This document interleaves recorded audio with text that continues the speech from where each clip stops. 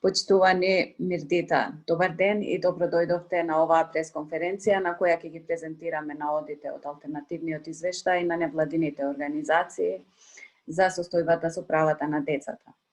Извештајот беше поднесен до Комитетот за правата на детето при Организацијата на Обединетите нации како дел од периодичниот циклус на известување за спроведување на Конвенцијата за правата на детето во државата.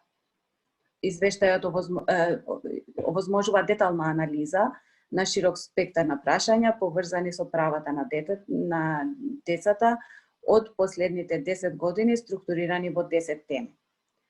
Подготовката на извештајот ја раководеше Детската амбасада Меѓаши, а свој придонес дадоа повеќе од 30 организации и неформални граѓански групи, од кои најголемиот дел се членки на Македонската национална коалиција за правата на детето. Сега ја поканувам Васка Бојаджи, помлада истражувачка и специјалист за детски права, да даде осврт на наодите од алтернативниот извештај. Повели, Васка. Да. Добар ден на сите и од мене. Како што кажа Фатмира, станува збор за еден опсежен извештај во чијашта работа учествува над 30 граѓански организации, а покрај тоа самиот процес на подготовка исто така вклучуваше една широка детска анализа. Понатаму беше спроведен и анкетен прашалник за деца во кој што учествуваа над 1000 деца од цела држава. Беа одржани информативни средби со над 40 наставници од цела држава, како и информации беа прибавени преку барање за пристап до информација од јавен карактер за оние сфери каде што не достигаа податоци. Јас накратко ќе ги сумирам некои од поглавните наоди во извештајот, а понатаму и Драги ќе презентира делот за вклучените согледувања. Во делот на општи мерки за имплементација од извештајот беше утврдено дека во голема мера правната рамка домашна е во согласност со Конвенцијата за правата на детето, но за жал се уште постојат некои сфери кои што не се согласени со Конвенцијата. Сепак основна пречка за спроведувањето на Конвенцијата представува слабото спроведување на законите во државата, како и недостатокот на финансиски, човечки и други капацитети. Недостатокот на стратешки пристап како на национално, така и на локално ниво исто така представува голем предизвик. Во Македонија последниот стратешки документ кој што се однесува на заштита на правата на децата, тоа е Националниот план за акција за правата на децата, е истечен од 2015 година и од тогаш па до денеска не е направена евалуација на истиот, ниту пак е донесен нов стратешки план. Што значи дека државата буквално е без план за како да ги унапреди правата на децата. Дури ни на локално ниво не постојат акцијски планови или други документи, стратешки документи за јавни политики кои што се однесуваат на заштита и напредување на правата на децата. Понатаму голем проблем представува и фактот што не постои повеќе координативно тело за спроведување на Конвенцијата за правата на децата. Значи пред 10 години комитетот до кој што се поднесува извештајот, кој што е еден надзорно тело на Обединетите нации и го следи спроведувањето на Конвенцијата во сите држави, комитетот пред 10 години има дадена препорака на државата дека тогашната Национална комисија за правата на детето дека треба да се унапреди, да се заакнат нејзините капацитети и да се прошират надлежностите. За жал, во 2017 година владата има донесена одлука со која што без никакво образложение ги има разрешено сите членови на оваа координативно тело, вклучително и Меѓаши, без при тоа на каков било начин да ги извести и организациите и институциите кои што членуваат во координативното тело. А на наше изненадување по барањето за пристап до информации од јавен карактер до Генералниот секретаријат на владата, исто така не добивме понатамошно објаснување за причините за ваквото разрешување и престанок на работата на телото и едноставно само бевме известени дека нови членови на истото не се назначени, а при тоа ова тело беше клучно за да се обезбеди еден координиран пристап во спроведувањето на Конвенцијата за правата на детето и ја обвинуваше работата на повеќе институции кои што работат во областа, како и на граѓански организации, на УНИЦЕФ и Народниот правобранител.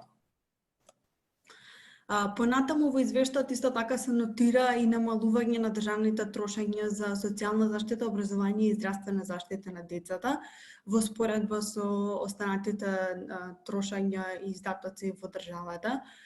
Исто така се забележува и за ограничените капацитети на оделението на Народниот правобранител за заштита на децата и на лицето со попреченост, чиј што тим број само 4 членови, кои што двајца се правници, двајца социјални работници. Исто така и за разлика од индивидуалните случаи кога во главно се почитуваат препораките на Народниот правобранител, истите препораки на Народниот правобранител во поглед на системски промени не се спроведуваат од страна на институциите, а токму тие се клучни за превенција на различни форми на повреда на правата на децата. Според истражувањето кој што го направивме со децата, најголем дел, односно над 60%, имаат слушнато за Конвенцијата за правата на детето, но за жал многу е мал бројот на деца, односно околу 3% кои што ја имаат прочитана Конвенцијата, што укажува всушност и на поголемата потреба за зголемување на информираноста на децата, како и на плюс на возрастните за овој многу битен документ. И покрај тоа што се забележува дека постојат зголемени напори од страна на институциите и на владата за соработка со граѓанскиот сектор, сепак се нотира дека таквата соработка не е секогаш системска, не е секогаш инклузивна и најчесто роковите за одговор или задавање на коментари на одредени правни акти или стратешки документи се премногу кратки за организациите да можат да одговорат соодветно. Во темата на генерални принципи се забележува дека постојат поголем број проблеми. Најпрво високата, присуството на дискриминација на децата по различни основи, вклучително и по основ на возраст, на пол, на попреченост, на етничка припадност, финансиска состојба на семејството, но децата исто така забележуваат дека тие често се дискриминирани најчесто од страна на своите врсници и поради својот изглед, поради бојата на кожата или пак телесната тежина. Во државата се уште за жал постои сегрегација на децата роми во посебни училишта, а децата со попреченост пак имаат бројни пречки за пристап до образовни услуги, до здравствени услуги и останати услуги и добра. Најдобриот интерес на децата пак повеќе е декларативен отколку водечки принцип, значи отколку суштински принцип во работата на институциите. За жал, додека пак принципот на почет на ставовите на детето не е до крај спроведен во законската регулатива. Во поглед на насилството врз децата, во извештајот се нагласува дека 10% од децата биле жртва на насилство, дека повеќе од 20% познаваат некој врсник кој бил жртва на насилство, при што најчесто всушност станува збор за врсничко насилство. Ова се податоци кои што исто така ги добивме од истражувањето спроведено со децата. Насилното дисциплинирање во домовите, значи од страна на родителите, за жал се уште представува секојдневие на децата и стапката на насилно дисциплинирање е многу висока и исто така практикуваат 79% од родителите и старателите според истражување на УНИЦЕФ.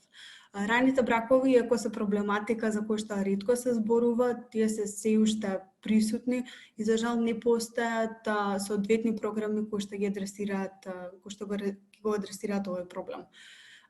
Пред 10 години исто така комитетот помеѓу другото има препорачано на државата да даде соодветна финансиска и секаква друга поддршка на SOS телефонот за деца и млади на Мегеше, затоа што истата линија е единствена од овој вид во државата, но после една деценија практично SOS телефонот нема добиено никаква таква форма на поддршка и покрај обидите на Мегеше континуирани за да истото се обезбеди.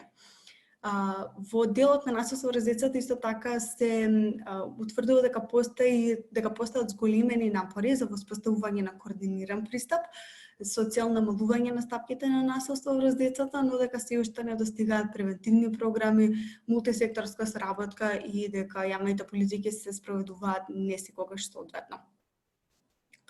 Во делот на општо здравје и добро состојба, за жал има многу аспекти поради кои што сме разочарани.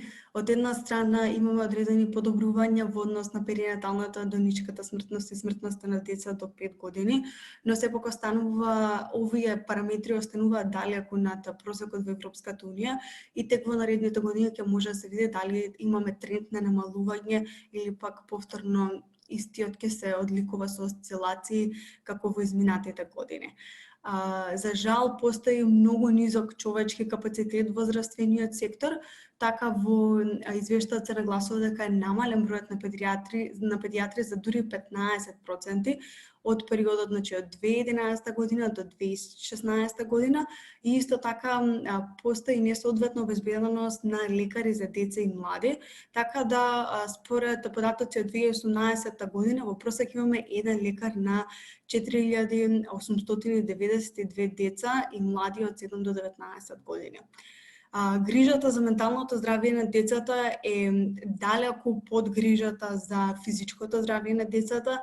Немаме развиено соодветни услуги за ментално здравје кои што се базирани во заедницата и всушност од почетокот на пандемијата поанаваму децата нагласуваат колкав проблем имаат во пристапот до здравствени услуги, значи генерално и за физичко и за ментално здравје. Исто поразително дека децата во Македонија со години наназад се помеѓу првите во Европа со прекумерна тежина и несоодветноста на исхраната во градинките, училиштата и ученичките домови, а според истражувањето кој што го направивме, исто така децата конзумираат во голема мера нездрава храна за време на одморите во училишта. Во поглед на образование, одмор и културни активности, битно е да се нагласи дека во текот на изминатите години постои одредено зголемување на опфатот на децата со предучилишно образование, но истиот се уште е на незадоволително ниво, така секоја година се соочуваме со проблеми за упис на децата во градинките, предолги листи на чекање, а предучилишното образование е клучно за целокупниот развој на детето. Пристапот до образование е предизвик за некои групи на деца, како например децата на улица, понатаму децата кои што немаат примерно соодветни вакцини и се разбира дека пандемијата создава дополнителни проблеми во оваа насока. Реформите образовни во изминатите години се базира на процеси кои што не ги вклучуваа главните чинители како наставниците, родителите и децата, и поради тоа истите не до крај ги остварија целите за кои што беа наменети. И поради тоа во нашиот образовен систем помеѓу другото се карактеризира и со ниски компетенции на учениците и во читање, во математика, во природни науки. Децата нагласуваат дека станува збор за образовен систем кој што недоволно го развива нивното критичко мислење, дека често имаат преобемни наставни програми, дека имаат учебници со несоодветен квалитет и така натаму. И исто така ова е еден од ретките извештаи кој што дава еден осврт на достапноста и пристапноста на активности и услуги и соодветни установи за рекреација и спортување на децата, при што се заклучува дека во помалите урбани средини, како и во руралните средини, едноставно децата немаат доволно услови за рекреација, за спортување и учество во културни и уметнички активности кои што и такако се збитни за развој на нивниот целосен потенцијал. Во однос на децата кои што се во посебни ризични групи се констатира дека се уште постојат предизвици во однос на справувањето со трговија за деца, а како и голем број на предизвици во системот за правда на децата, мерките на превенција, институционален и воинституционален третман остануваат под меѓународните стандарди. Се разбира дека само ова е еден онака ептен краток осврт на еден детален извештај кој што е подолг, значи од 80 страници, кој што нуди детални увиди во состојбите во државата. И да, морам да кажам дека баш ми е жал што истиот не предизвикува поголем интерес од страна на јавноста, бидејќи ваков вид на преглед истражување се прави исклучително ретко и практично ги нагласува сите проблеми кои што постојат во системот и пошироко. Ама ете, тоа е тоа. Така да ако имате некои прашања за мене, ќе ви станам на располагање на крај. Фала ви. Благодариме, Васка. Сега го поканувам Драги Змијанац, основач и председател на првата детска амбасада Меѓеши, да даде заклучок и согледување за извештајот за состојбата со правата на децата. Повели, Драги. И благодарам, Фатмире. Благодарам и на присутните новинари. Јас нема да се фокусирам околу присуството на новинарите на оваа пресконференција. Веројатно за тоа може ќе имаме друг настан. Сега ќе се фокусирам на она зашто навистина ретко се прави. После 10 години излегуваме повторно со извештај во сенка, подготвен од 32 граѓански организации, кој дава поинаква слика од оној од државниот. Се надевам покритичен, бидејќи сме грасрут организации кои работат на терен и верувам дека податоците се релевантни.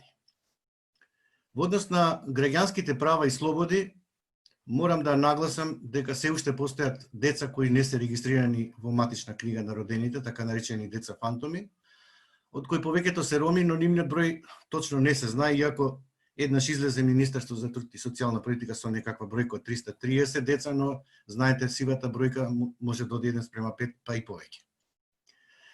Државата нема превземено мерки за елиминирање на практиката на тајно посвојување, што не е во согласност со Конвенцијата за правата на детето, имено ги штити родителите, условно кажано, кои под одредени околности се откажале од детето, што не значи дека не може да се предомислат, го третираат според Законот за семејство како тајност, а Конвенцијата предвидува детето се ги знае своите биолошки родители поради сплет на многу околности, вклучувајќи го и избегнувањето на инцест. Инаку пред да продолжам само да ви кажам дека овој извештај кажува дека состојбата со правата на децата иде во регрес, надолу, удолно, значи нема прогрес, освен во деинституционализацијата. И ова нека биде запишано како главна поента во однос на државата која се обврзала дека ќе ги спроведува во пракса сите членови од Конвенцијата за правата на детето кои му дефинираат на детето благосостојба и најдобар интерес. Средношколското организирање се уште не е законски регулирано, иако првата детска амбасада Меѓеши заедно со Коалиција сега и Млад образовен форум достави до Министерството за образование и наука и до пратениците во минатиот мандат готово решение. Тоа се најде во фиоките во институциите на системот. Ученичкото учество е регулирано со Закон за основно образование, но не се регулира со Закон за средно, бидејќи тоа се уште не е донесено. И замислите сега имате детско учество и детски активизам до 14 години, после тоа сте во тампон зона без дефинирана законска рамка. Децата не го уживаат целосно нивното право на мировно собирање.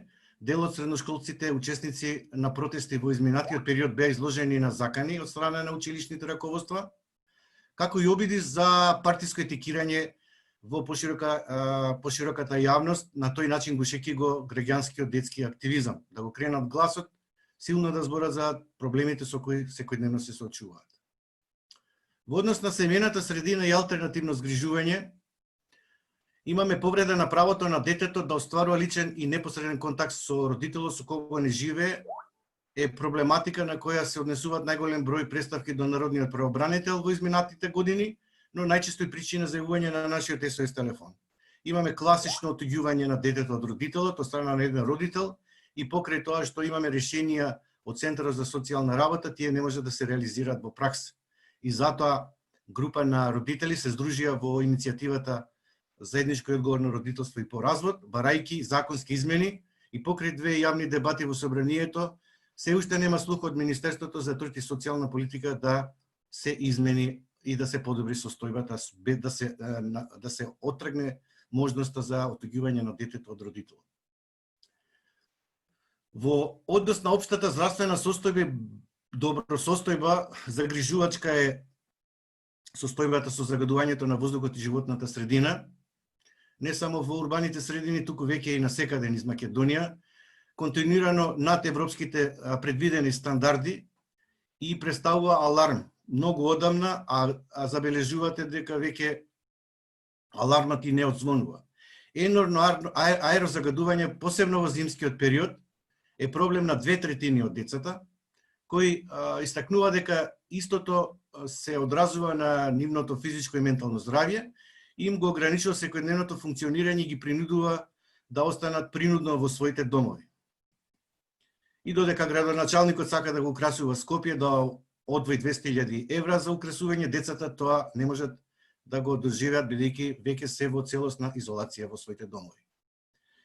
Секој трето дете во државата живее во сиромаштија. Ова е исто така голем аларм за Министерката за труд и социјална политика да ја свати сериозноста на проблемот. Паричната вредност на социјалните надоместоци е премногу ниска, додека постоечките услуги на социјална грижа и поддршка се недоволно развиени и не обезбедуваат адекватен минимален екзистирачки животен стандард на децата. Секако засегнати се тука не само децата, туку и родителите и поширокото семејство. Образование. Пандемијата од COVID-19 значајно го отежна образовниот процес. Не сите ученици беа во можност да следат онлайн настава, поради немање технички уреди интернет и да добијат исто ниво на поддршка во домот. Декларативното залагање на Министерката за образованието дека е достапно и предвидено за секое дете, ги оневозможува најранливите категории да не можат да следат квалитетна онлайн настава. Не е доволно со печатен материјал или на телевизија и не се во еднаква состојба. Имаме класична дискриминација на оваа категорија на деца во образованието. Социјални мерки на заштита. Нема и се уште ќе нема и веројатно ќе нема прецизна евиденција на бројот на деца на улица, улични деца, од кои најголем дел се роми. Ние излегуваме заедно со група на граѓански организации дека има околу 1500 до 2000 ката дневно се на улиците, питачат, заработуваат, продаваат дребули и разни производи, но државата и Завод за статистика и Министерство за труд никако да излезе со конкретни податоци. Работата на улица е најзастапена форма на злоупотреба на детскиот труд и тоа иде директно злоупотреба на детскиот труд заедно со неписменоста и сиромаштијата рака под рака, да имаме деца отргнати од образованието без никакви субвенции и бенефиции, децата да почнат навремено да стекнуваат други животни навики, да почнат во градинка да користат бесплатни услуги. И што е најинтересно, нема форми на санкционирање на овие деца кои секојдневно ги гледаме на улица, од страна на тие што ги злоупотребуваат. И осуствува систематски одговор од државата за соодветна заштита на оваа ранлива категорија на деца и нивните семејства. Многу често сме говореле без вработување на еден од семејството, кров над глава и вклучување на децата во рана детска возраст во градинка, дека овој проблем ќе постои и понатаму. Државата мора сериозно да одвои буџетски средства за оваа ранлива категорија на деца. Благодарам. Како што нагласи Васка, јас сум подготвен ако има новинарски прашања. Благодариме, драги. Сега кој има прашања до Васка и драги, нека повели.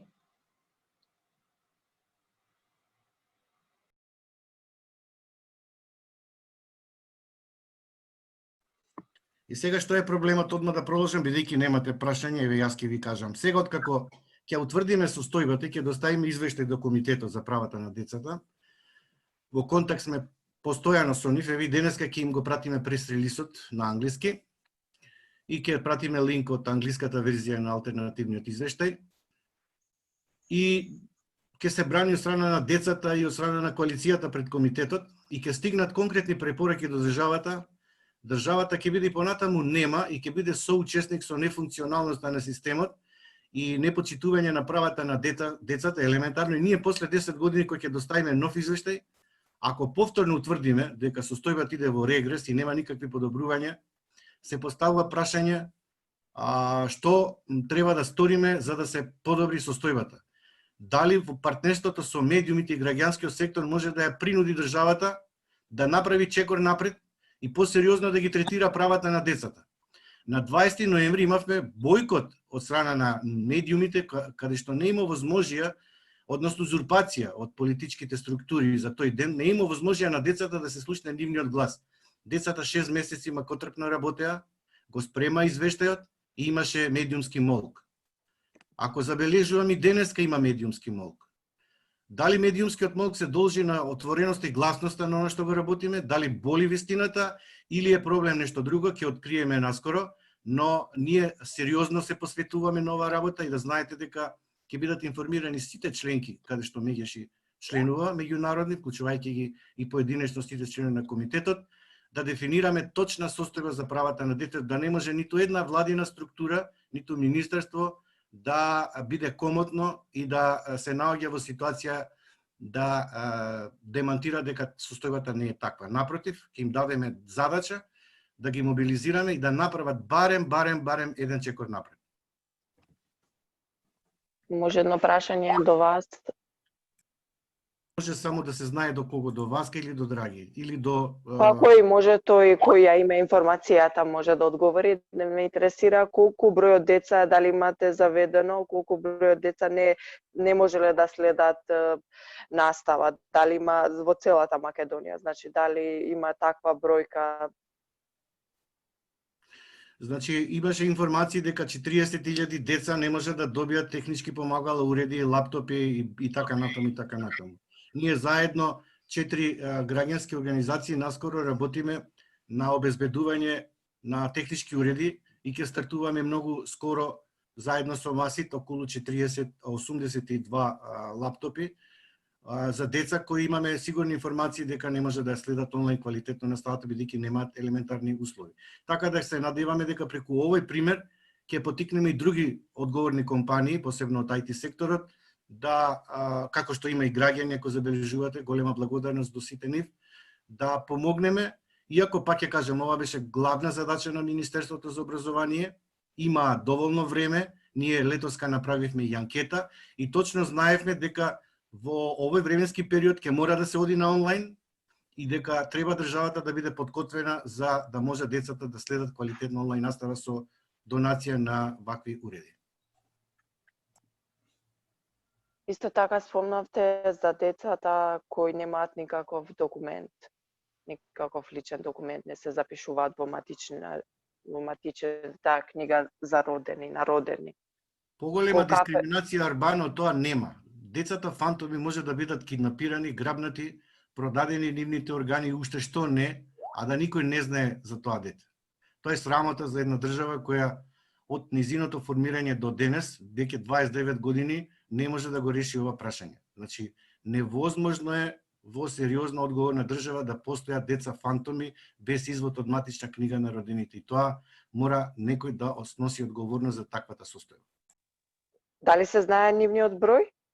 Јас веќе во мојата напомена кажав дека јас дури имав и жежок контакт со еден од претходните министри во МТСП, кога излеговме со изјава дека има околу 1500 фантом деца, па не демантира дека има бројка од 330, значи тие веќе излегоа со една бројка.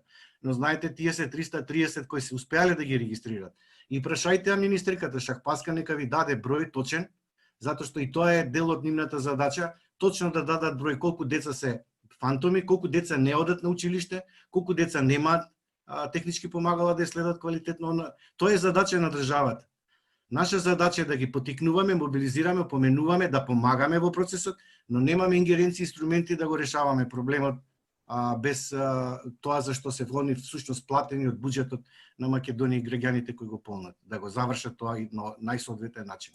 Да те надополнам, драги. Изминатата година бе направени напори за мапирање на лицата кои што се без документација од државата од страна на МТСП. Мислам дека беа евидентирани околу 300 луѓе, но не се знае колкав дел од нив се всушност деца. Истото беше направено за во насока, значи во целиот процес на донесување на новиот закон за упишување на неевидентираните лица во посебна матична книга на родени, со што лицата, значи со евидентирањето во таа посебна матична книга на родени, тие би добиле право на образование, пристап до здравствени и други услуги, но проблематично е тоа што со уписот во таа книга тие повторно не се стекнуваат со државјанство, значи повторно остануваат ќе бидат евидентирани во посебна матична книга, но повторно ќе останат без државјанство. Не знаеме колку лица се евидентирани до сега врз основа на овој закон во оваа посебна матична книга на родени, ниту колкав дел од нив се деца.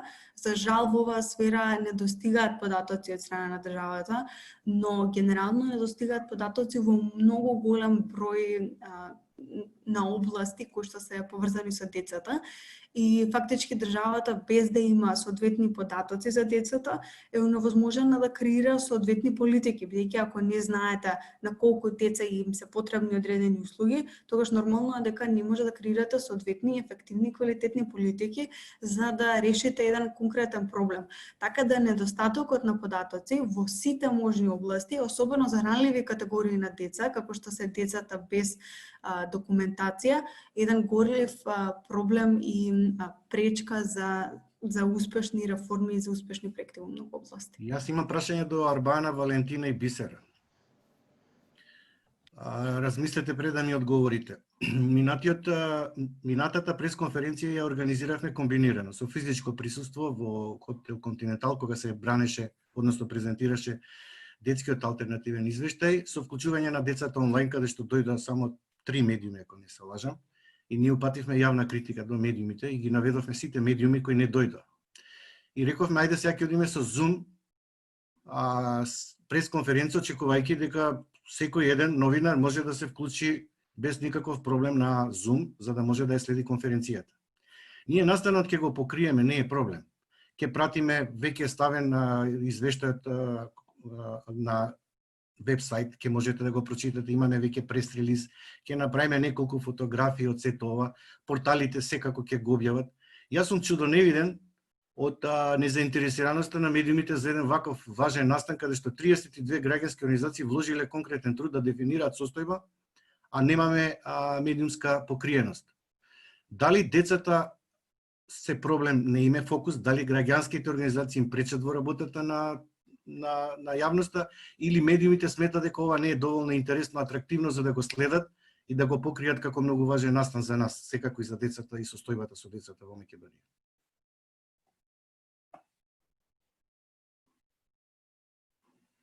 Арбана се смееш, ако може да ми кажеш, знам дека имаш што да кажеш.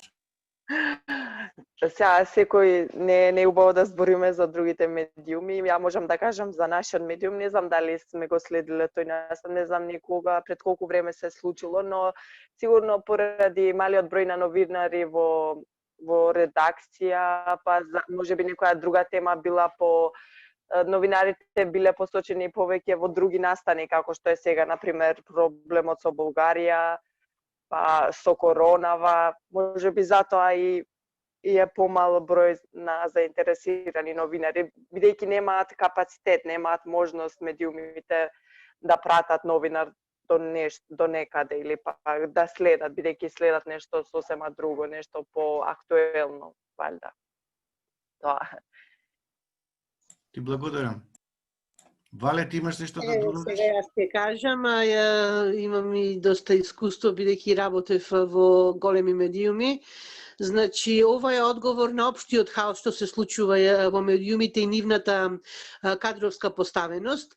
Големите медиуми или немаат доволен број медиуми или имаат други приоритети, бидејќи знаеме дека најголем дел од нив се комерцијални и работат во некоја своја насока, а малите пак медиуми немаат ни капацитет, нити пак можност да пратат новинар на сите настани на кои што добиваат дневно покани, особено пак кога ќе знаат дека ќе добијат готов извештај, велат добро ова што ќе се случува сега таму, ние ќе го добиеме после на имейл, ќе го представиме на јавноста.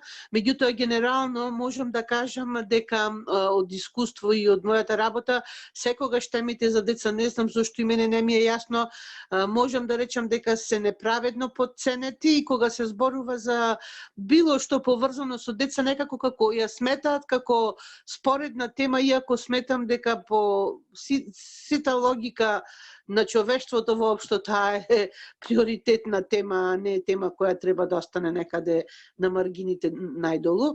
И за овој проблем јас би предложила вие како организација и сите други кои што се занимаваат особено пак со вакви горливи проблеми како што се деца на улица, нерегистрирани деца, поврзани со 300 други неприлики, би требало да седнете и да поразговарате малку и со Министерство за информирање. Сега мислам дека не постои, порано имаше во претходниот состав во претходната влада, и со ЗНМ и со сите медиуми да се направи, како што рековте, една специјална пресконференција на која ќе им се објасни дека вие не правите секој ден или секоја недела пресови, правите на периодично на одреден период и дека тие имаат важност и дека имаат што да соопштат и дека треба секако малку посериозен пристап да му обратат и да посериозно внимание. Благодарам, Вале. Бисера, Мија нонстоп не следи, фала ви благодарам.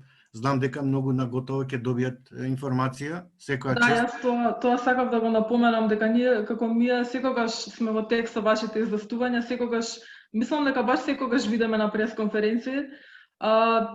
Можеби тоа некогаш не се случува доколку дневните политики, како што каже Арбана, се во фокусот на внимание, тоа е веќе уредувачка политика, меѓутоа секогаш гледаме да ги следиме вашите настани, барем колку толку да сме во текст со она што известувате. Бисера, ти благодарам, само би ти додал дека не следите нас, туку ги следите проблемите кои ние ги третираме, а тоа се децата кои ги имаат.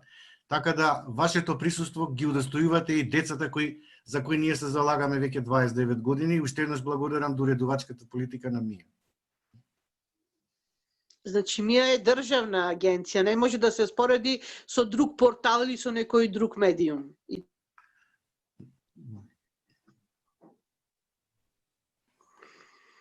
Океј, можеме да констатираме дека имаме една телевизија, ТВ21, една агенција, Мија, и еден портал. Валентина, кој портал ќе го застапуваш? Па во зависност каде ќе објават. Значи, да заклучиме дека на денешнава макотрепна работа на 32 граѓански организации и иницијативи, доставен целесообразен сеопфатен извештај во сенка од граѓанските организации, државата Македонија со медиумски простор го покри наставено со една телевизија, една агенција и еден портал. Благодарам на сите. Благодариме за одвоеното време и се гледаме, се надеваме за поубави резултати за следниот извештај, а и за другите активности. Фала ви.